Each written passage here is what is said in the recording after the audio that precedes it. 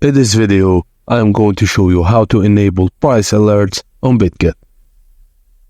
To enable price alerts, first launch the Bitget application and then log into your account. Once you're signed in, go ahead and tap on your profile picture at the top left corner. Then scroll down and tap on Price Alerts.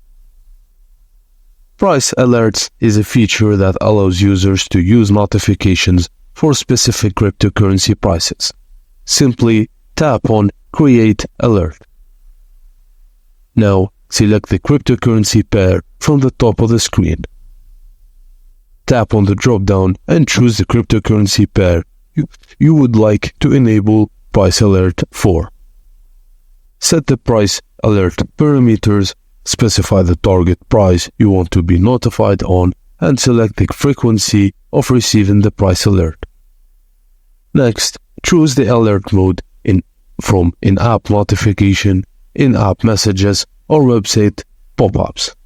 You can check all these boxes if you want alerts for all three options. Next, tap on Create Alert again once you are done, and you have now set a price alert for a specific cryptocurrency pair. And that's it, guys. Thank you for watching, and please don't forget to like and subscribe for more.